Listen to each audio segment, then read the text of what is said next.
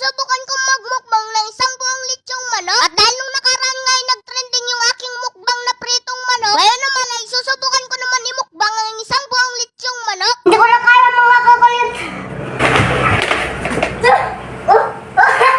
Hindi ko na talaga kaya.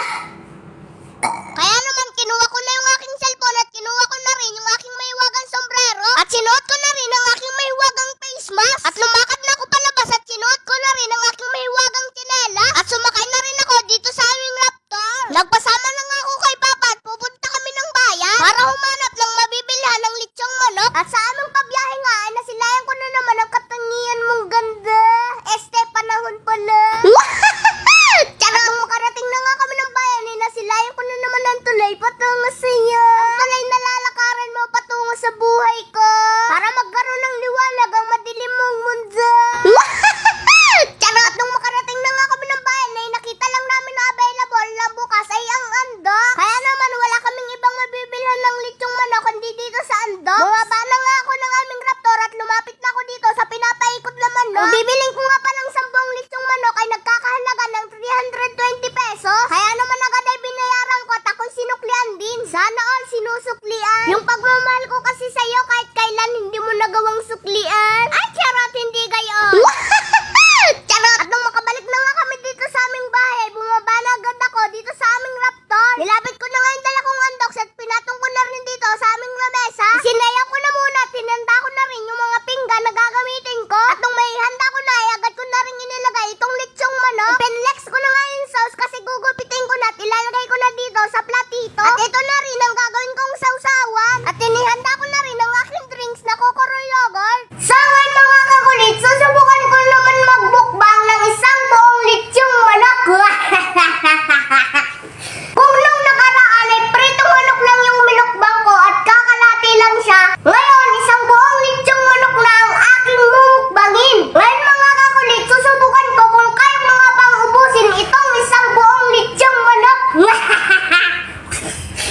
Tara, let's eat! At ngayon nga pala mga kakulit ay umpisan ko ng magmukbang ng isang buong lechong manok. At kami ngang mga bata kapag kumakain ng manok ay inuuna itong hita. Kaya naman ito ang inuna kong mukbangin. Ang hita ng isang buong lechong manok. Kaya naman mga kakulit, abangan niyo ang susunod na mangyayari sa aking pagmukbang ng isang buong lechong manok. At dahil first time ko nga lang din magmukbang ng isang buong lechong manok, kaya naman hindi ko rin alam kung ano ang susunod na mangyayari sa akin. Mabuting sana kung nandito ka para naman kahit paano may gagabay sa akin. Charot! Grabe, magmumukbang ka lang puro hugot ka pa. Ay, charot, hindi gayaw. Charot! At ngayon nga mga kakulit ay naubos ko na ang isang hita ng isang buong lechong manok. At dahil nabubulunan na nga ako, kaya naman uminom muna ako ng aking drinks na kokoro yogurt. Ha? Grabe mga kakulit, ang sarap! Mas masarap pa ito sa pritong manok.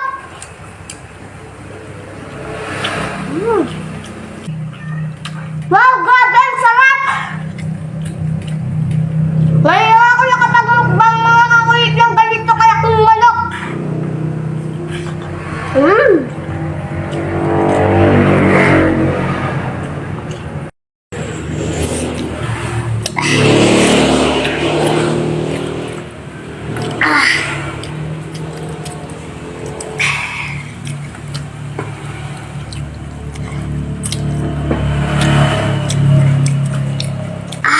Sarap mga kakulit! Sobrang sarap niya mga kakulit!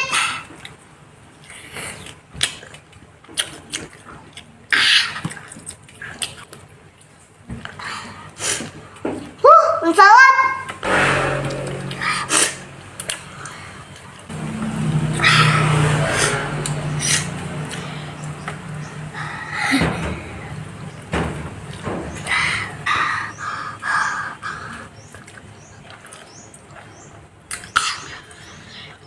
Grabe mga kakulit, parang hindi ko kayang ubusin ito ah.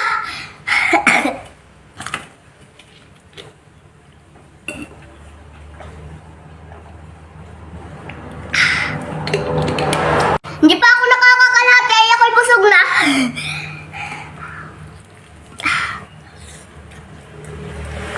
Ito pa ng mga kakulit na kakain ko.